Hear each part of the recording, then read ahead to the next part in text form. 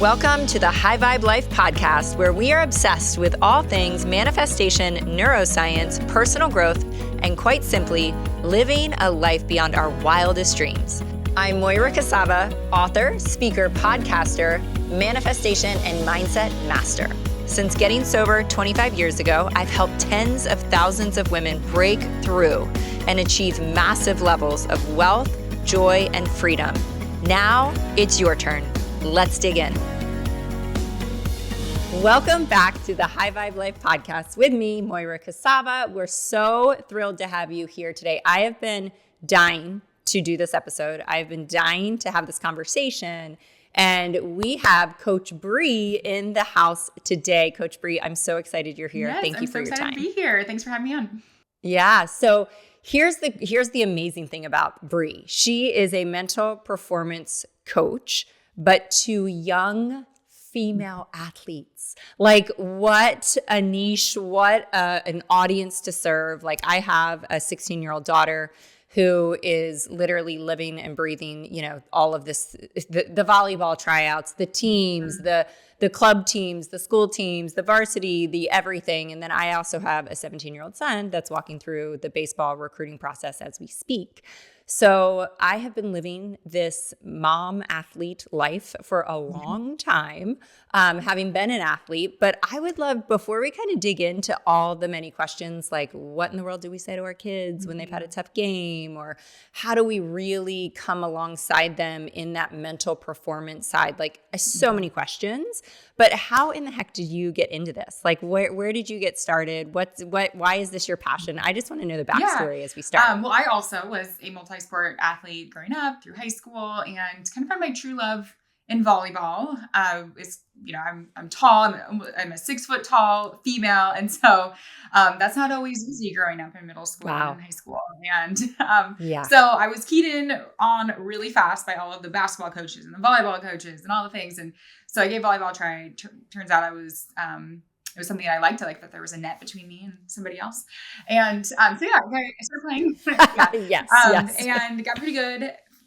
Just not by anything really. It just kind of had really good coaches and good training opportunities. And by the time I was a senior, I was like, oh, I'm getting faced with the opportunity to play in college. I was getting recruited and had some offers. And I did what no one expected me to do, which was quit instead. So after my senior season, I decided, I told everybody I was burned out of volleyball. I want to be done. And what I can see now, remove 18 years and several years as a coach, a teacher, and a mental performance coach, is I was struggling with some perfectionism, with anxiety, with the pressure that comes with being a talented athlete when you feel like everyone's kind of counting on you, and you're letting people down if you don't play your best every single time, every single day. And so I didn't want to deal with that for another 4 to 5 years. So I decided that I was just going to walk away, and kind of disappointed everybody around me in my eyes, because that was, I was just supposed to go play somewhere else. And the thing about it is I went to a college that happened to have a phenomenal volleyball program. So my freshman year, I went to every one of their games, and I was like, oh, I miss this so much. I wasn't actually burned out of volleyball. I was just burned out of not knowing how to handle what I now know is a normal part of being an athlete. And so I watched every one of their games. They made it to the national championship, and they got second place. And I was like, oh my gosh, I really wish I could be a part of this. And so I reached out to the coach actually, and was like, the pain of regret is bigger than, not trying at all. So I was like, I'm just going to see what could happen. So I emailed her and was like, is there any opportunity? I told her my story. I was like, do you by any chance have tryouts? I don't know. Is that a thing? And she was like, What year was this for you? She actually invited me to come to a practice because I was friends with some of the girls on the team, and so she had kind of heard about me, and so I went and practiced with them. And after that, I was like, well, at least I tried. At least I did it. And she actually called me into her office and offered me a walk-on spot on the team. So no scholarship or anything, which I was like, I don't care. I'll pay you to be a part of this again. I kind of got a second life at a sport that I loved. And everything, worked out the way it should have, because she was a phenomenal coach that coached more than physical skills. We got to learn other strategies on how to manage things. She had guests come in and talk about it. I got interested in sports psychology. So I started studying that in my undergrad a little bit as I was studying to become a teacher. And by the time I was a senior, I had learned more strategies. I was loving my sport again. She called me into her office before my senior season and told me that she was offering me a full ride scholarship for my senior season. And I was like, that's amazing. I know. I just got So goosebumps. I was good about my height. Like, I had this kind of comeback story and had learned these skills. So, I graduated and became a teacher right away. I started coaching volleyball right away at 22 years old. And I quickly realized that my girls were struggling with the same thing that I struggled with in high school. And I was like, I don't really know how to help them. I know how it worked for me, but I've got, 38 of you and you're all different. So actually back 5 to 6 years into my coaching career, because I had some painful back-to-back losses that we shouldn't have lost. There were mental errors, all of these things, back-to-back winner to state loser out situations that I was coaching in really talented teams. And so I went back, became a mental performance coach, started using my team as a testing ground for some of these skills. And they, they did give me a side eye at first. They're like, we're doing what? We're visualizing. Of course. But now, I've been doing it with my team for 7 years, and they really kind of bought into it, started seeing some results, some success. Long story short, created an online business out of it. We serve, at this point, we've had over 7,000 girls come through our signature program, the Elite Mental Game. And so, that's where we are now. And I left teaching. I know. It's pretty Gosh, that's amazing. See kind of the impact of these girls need these skills. We need more. We need more girls to access these skills to navigate the normal parts of being an athlete and encourage their confidence and just allow them to step in and play how they want to play and be how they want to be. So, yeah. Yeah. Oh my gosh. What an incredible testimony. What an incredible story. What year were you when you went to that practice? So you had missed freshman year, right? Yeah. So I spent, it was basically the winter of my freshman year. So I missed that freshman season. And then in January is when I tried out. And then my first year would have been my sophomore year with the team. So when you were in college, you obviously went off to college. Can I ask what college it was? Yeah. Western Washington University here in Washington, the Division II college. Yeah. Awesome. And so you didn't go out for your freshman year, too much pressure. You wanted a break. And so what year was it that you walked into, or when was it that you walked into that practice in that coach's office?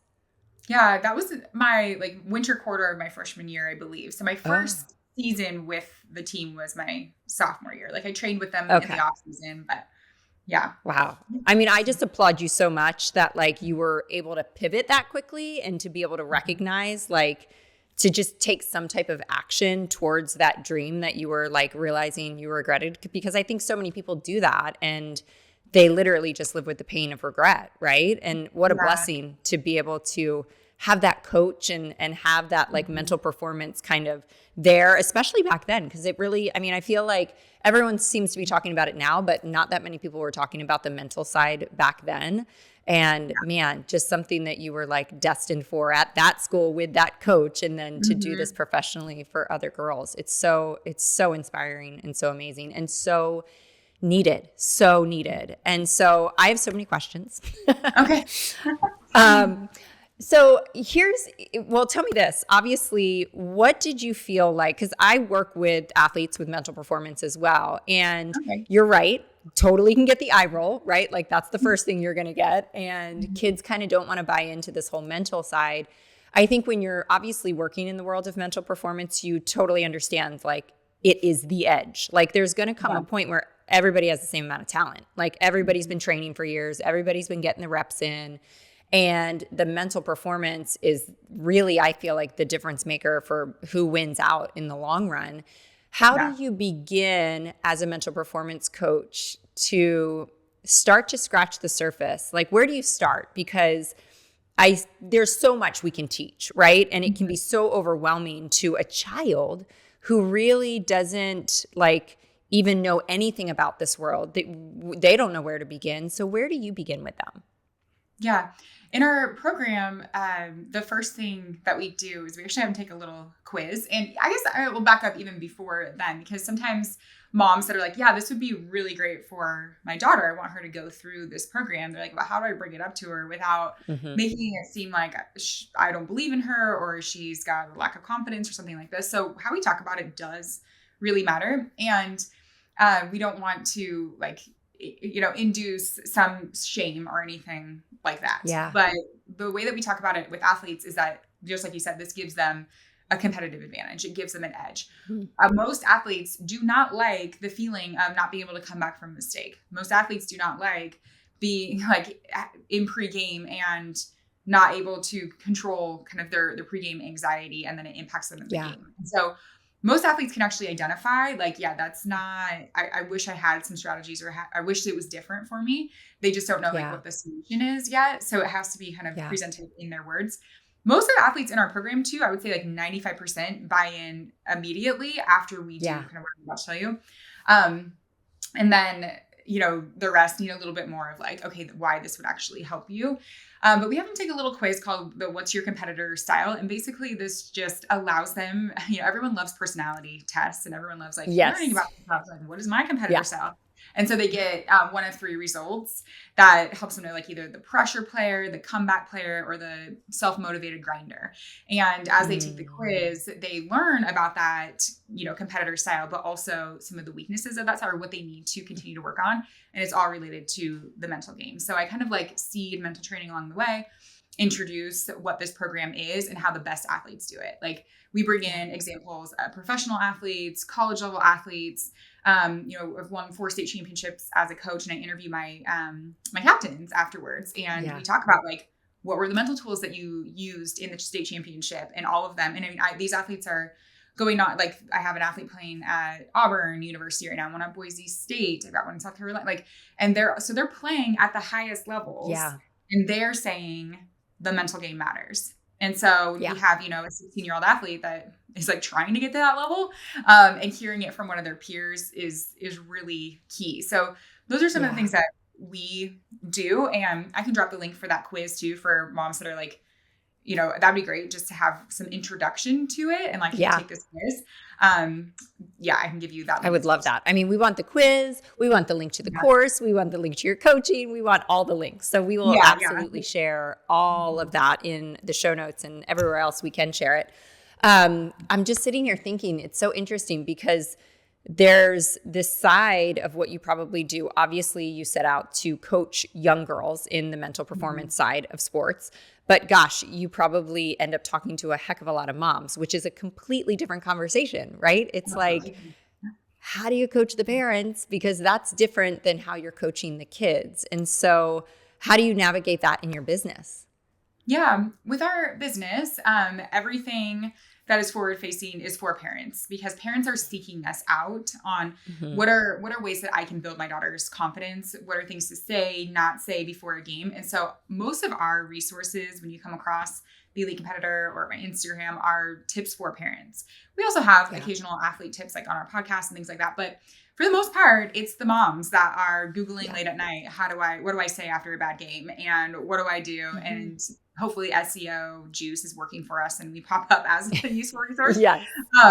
And so that's kind of how we do it, is we lead with like, as a mom, you actually do make a big difference in your daughter's confidence, but it is a piece of a puzzle. So we give moms and dads the strategies for what to say, what to do, key things that help with your daughter's confidence.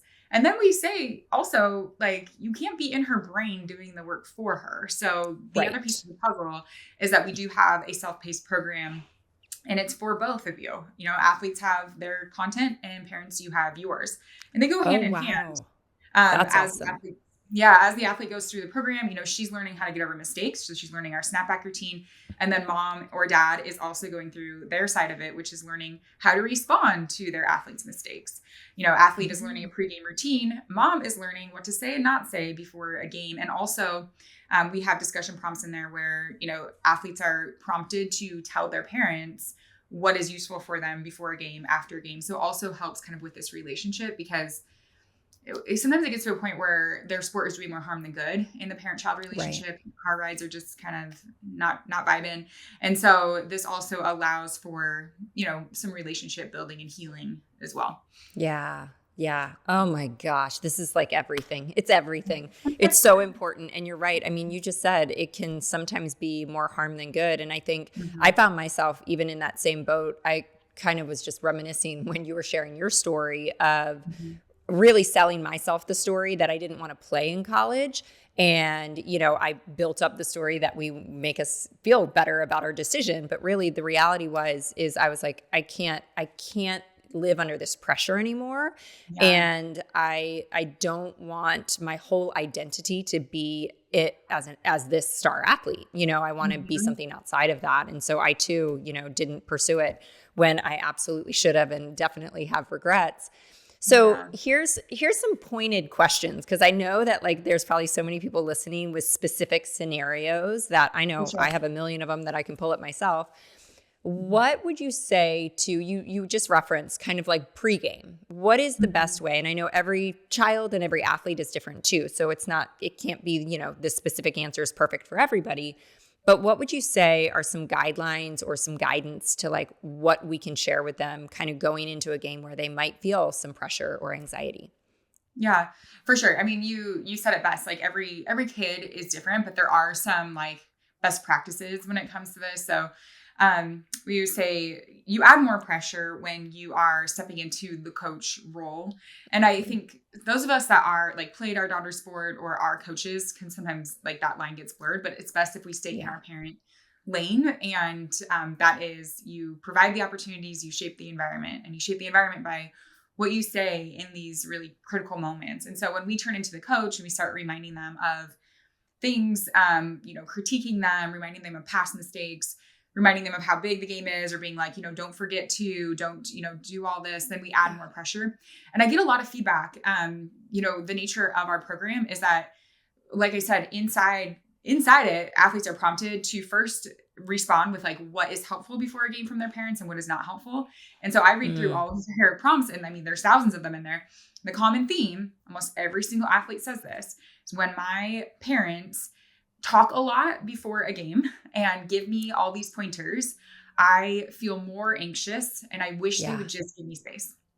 And so a lot of athletes, and you'll see some athletes get like irritable. They start to like kind of shut down before a game, and we're just trying to like help. So we actually think we're being useful. We're like, hey, don't forget to drop your elbow. Don't forget to cover this, or remember like this person really likes to hit line, and we start to kind of go into that. So that adds more pressure. I tell parents to come up with like a short phrase that's like based on something that's in their control that you say every time. So it's something that your athlete can expect. You can text it to them. I actually have a whole list of like key phrases that you can say that we give away at our free training. So we'll link to this too. I love key phrases. Yeah. It's just those really little brain tattoos that you can memorize and just say, yes. Yeah. But it's best if it's like custom. We actually in our program have parents like come up with their custom routine, and then it becomes a really fun thing that like your daughter expects. Make it fun. Some of our athletes and moms have like little handshakes or little things that are just between them, and it becomes a routine. And it our athletes we know that they need routine in order to regulate their nervous system before they play. And so just coming in and like doing your routine and letting her and trusting her and not projecting our anxiety about things and the game onto them. And that little routine also is something that will stick with them for years and years, beyond the sport too. So. Yeah, for sure. What are your thoughts? Because I'm sitting here going like, oh, I might be doing some stuff wrong, because I wouldn't necessarily personally step in as coach, but I would step in as mental performance coach. Here I come. And so that could be really unhealthy too, where I think, gosh, it's just the mental side. I want to remind her to step into her power, or her, positive thinking, or her, be aware of her self-talk. But even that could be, I'm kind of playing coach there. It's just a different type of coach, right? Yeah. I mean, I'm in that same boat. My daughter is almost 8, so she's still young, but she's playing soccer. And so I'm like, oh, like, hey, you want to visualize before? And so I think if your daughter's like open to, like if your kid is open to it or asking for it, then like, you kind of have the green light there. But you could also incorporate some of this into like your pregame routine. So what you're saying, what we say out loud sometimes becomes, their inner voice. And so I haven't come up with my thing with my daughter, but I'm trying to think of like something that's strong, powerful to like say to her that she can kind of like anchor to. And, something about like, I'm bold, I'm strong, whatever. I'm not really sure. I'm just kind of pulling things out. But I think if she's open to it, then it's okay. But some of these things need to be like taught ahead of time, not like in the moment. Right. So, absolutely. Some of these like breathwork things or pregame routines. Yeah. So if she's open to it, yeah. So, and you're right. I feel like it's probably so much how they're responding to it emotionally, right? Like if it amps them up and they're happy, then like, that's great. But if they're like, ugh, mom, and just like cowering, then it's like, okay, that might not be the best thing to say. You have a framework that you follow in your program. Am I right? Can you walk me through kind of what that looks like a little bit? Mm-hmm. Yeah. I mean, are you talking, we have specific framework for like post game, but we also have a framework for what we teach athletes. I can go over like the framework that we teach athletes, or we can talk framework for moms, for parents. Gosh, let's go post game moms. I think that would be great. Super helpful. Yeah. Yeah. So we use something called the LOVE framework, and it's just an acronym. Yes, this is the one I was thinking about. When I saw it, I was like, this is so good. Yeah. So it's just a reminder for us as moms, like after a game, win, lose, whatever happens. L stands for let her lead. And this is, again, just kind of that space. It's annoying for us. But again, we see that come up time and time again in the portal. And it's like athletes are saying, I just need some space. Like when my mom comes in and like starts wanting to break down the game and talk about it right away, like it makes me shut down and I don't want to talk about it anymore. So let her lead a little bit. That might mean that you got to bear some uncomfortable silence. Doesn't mean you have to like totally sit there in silence, but it means that like, we're not going to like dive into the game right away. Right. O stands for open the space. And this means like, let's create routines that are supportive after a game. And I'm talking mostly like matches, sometimes tournaments. Like, are we going like, hey, the easiest one is let's go get something to eat. Open the space for them to, and this like talk if they want, but win, lose, like one of the things, my parents didn't know anything about sports when I was playing, which actually was like probably a good thing. My mom was like, I just thought you were the best ever. And like after every game, it was like, we're going to Burgerville. It was like amazing burger place with delicious shakes. And she's like, we're going there. Yeah. Win or lose. And it was just like, even to this day, when I drive past the Burgerville, I have like fond memories of just like being with my mom. And, it was like, no matter how bad or good I played, she wasn't going to like dive into it. We were just going to like hang out and eat, which then opens the space for them. Like they're more likely going to talk. And so when they do, and you can ask, questions that are supportive of that, like, hey, what'd you think of the game? Or, things like that. And if they do start to say things, the V stands for validate what they say. And I know that validate, I don't know, in the parenting space is like a big buzzword right now, or at least I'm just hearing it a lot, but it's very simple. It's literally, they just want to be heard and not corrected and not told that they shouldn't be thinking that, or to stay positive, because sometimes they are going to be negative and they're going to say like, that really sucked. I really didn't like that, and we don't like seeing our kids beat themselves up. And so one little phrase that I picked up from Dr. Lisa D'Amour, who we draw on her research on the parent side of our program, was if your daughter's really beating yourself up, saying like, you and I both know that's not true, but it would be really hard to feel that way. So just recognizing like, I love that. Because you're not the worst one on the team. Right. But how you're feeling right now is valid. And that would really be tough to feel that way. Wow. That's powerful. Repeating back what they're saying. Because like, it gets sticky where it's like, of course, everyone listening is thinking of like certain situations where it's like, well, they're acting like they're the worst player on the team when they're actually one of the best players on the team. And that's what we're trying to shift here. And that's why we're listening to these podcasts. Like, how can I validate that? Like, it's not true. But you're like, okay, I can validate their feeling. I'm not validating that what they're sharing is fact, which absolutely. I always say that. Like, you're not agreeing with them. You're not agreeing that like whatever bizarre thing they're saying is true, but it's, it's kind of pulling back like, wow, what I'm hearing is you had a really tough game and you wanted to do better. Is that true? And just like kind of repeating back like you're a reporter.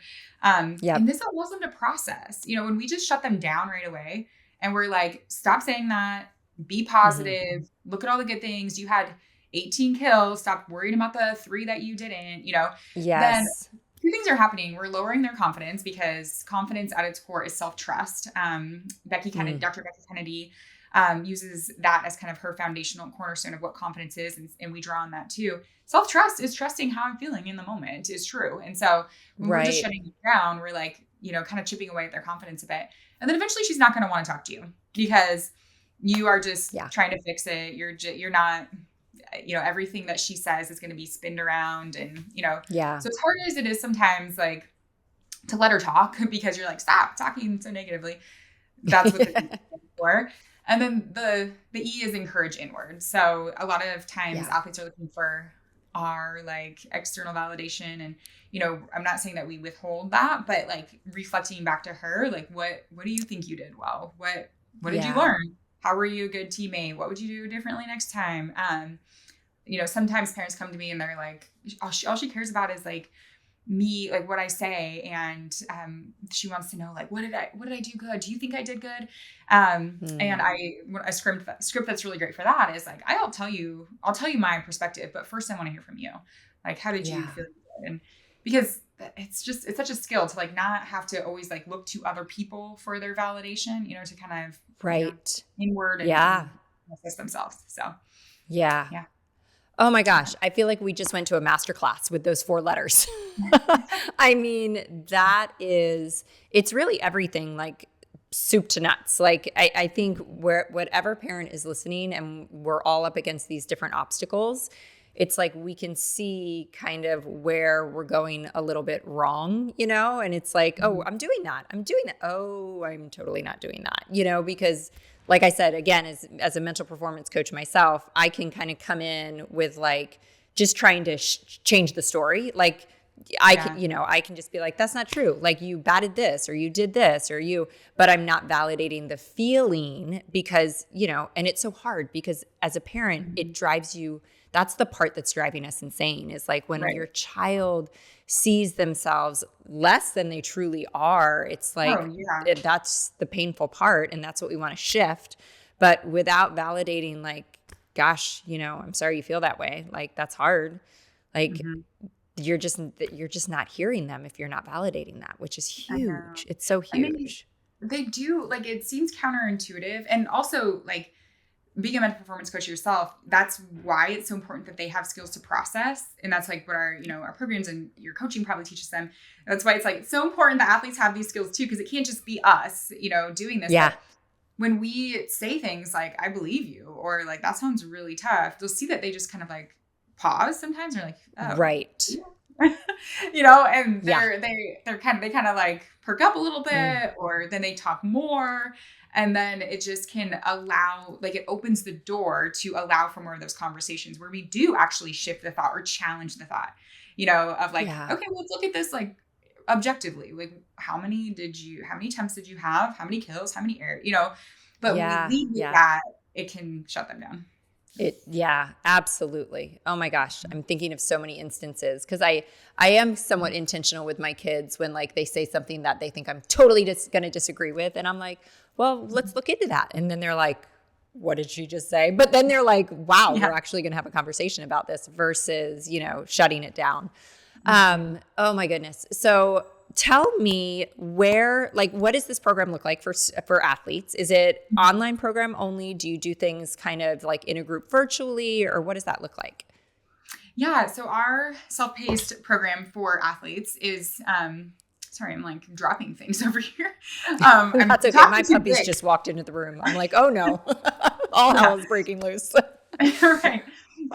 So it's designed for athletes aged 12 to 18. So middle school to high school. We've had as young as 8. That's really on the young side for this. But they log in to an online portal that they can access anywhere, and they get going with very short trainings, between 3 to 15 minutes. So they watch training. It's all gamified. So every training they complete, they earn a point. They unlock prizes as they go. They respond in the portal, and I'm coaching back to them. So it's awesome. A training that they can kind of self-pace through, and it's 5 phases. We start with first of all, with the buy-in, the quiz, and kind of helping them know like what this is, get them hooked. Yeah. And then we teach them the simplest skill right off the bat. It's called our snapback routine. And it's one of the most impactful things that athletes leave with. It's a very tangible way to get over mistakes. And that also gives them a quick win because they're like, oh, I actually Yeah. have like a thing to use. And then we build from there. You know, we build their confidence, their daily mindset routine, give them really specific strategies for pregame, postgame, how to deal with, slumps, how to deal when Yeah. you're hesitating on the field, you don't want to, how to deal with injuries, being a team leader, all of those things. Yeah. So we go through that self-paced course that they have lifetime access to. But yes, we do have a community aspect and we have coaching. So 2 times a month, they come on a call with us. The first call of the month Awesome. is with me and our head coach, Sailor, and it's split by age. So they get a little mental training nugget and then they ask questions. And the Yeah. questions they have are awesome. It's like, it's so fun to hear these athletes like speaking up and Yes. asking the questions. And other athletes are like, oh, I have that question too. Or I've always wondered that. And then the Yeah. second call of the month, we bring in an Olympic athlete or a guest speaker in the areas of like nutrition or body confidence and just these tangential topics that impact their confidence, but also like athletes who are in it, like college level athletes who are playing at the level that a lot of these girls want to play at. And so they're hearing like real life, like here's how I deal with pregame anxiety and, here's how I deal with a toxic teammate and all of that. So they have those. They also have access to what we call coach on call texting. So we check in with them every week via text and they can text us back, ask questions. Athletes really like it because it's low pressure. It's not like they're getting on a 45-minute call with us and are like, okay, now tell me all your feelings. It's like they use that as, hey, I've got a game tomorrow or I've got a showcase. Like I'm feeling nervous. Like what are some quick tips? And it's us on the other side. It's not AI. It's not a bot. It's a real coach that's in their pocket. So yeah. That's amazing. I mean, you have literally crafted like the most magical thing on earth. The only problem is, what about the boys? What do we do with the boys?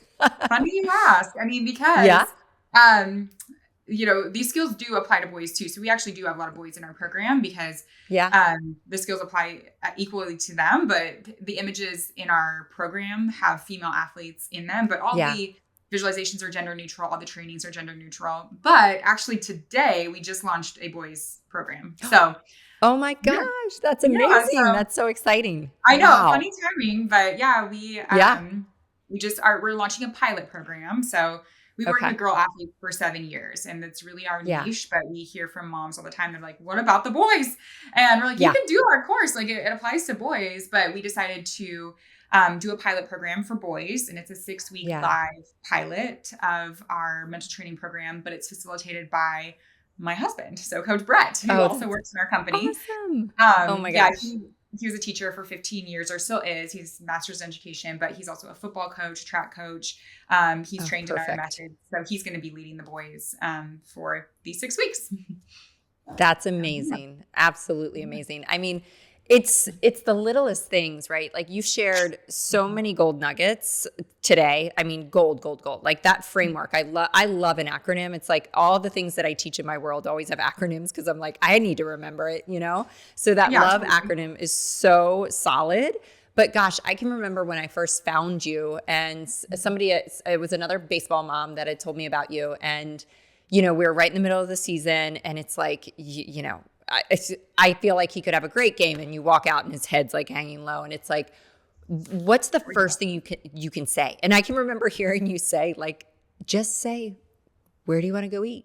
And I was like, oh my gosh, that sounds so crazy and so simple, but like it makes so much sense because we get so caught up in our minds with like, what should I say about the game? What should I say about their performance? What should I say about the mistake? What should I say about the strikeout?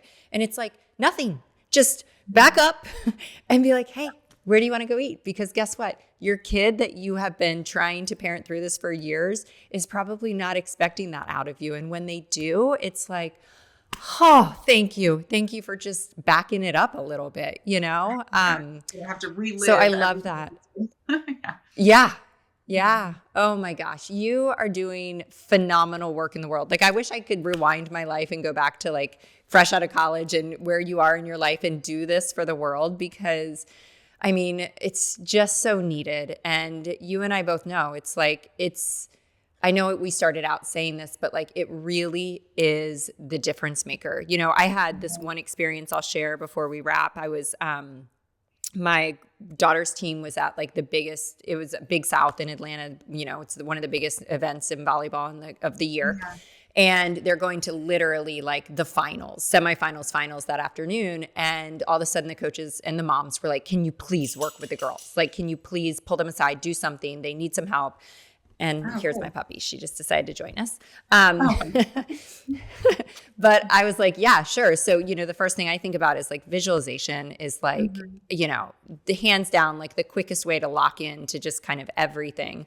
But having walked them through just a few simple things and knowing really what I always say, like they pre-paved, they saw the game, they walked through it, they visualized themselves through it, they saw themselves winning, all of it. Even as a mom on the side that had so much anxiety, and it's like, as you're watching like a championship volleyball game, I mean, just the emotions and the roller coaster.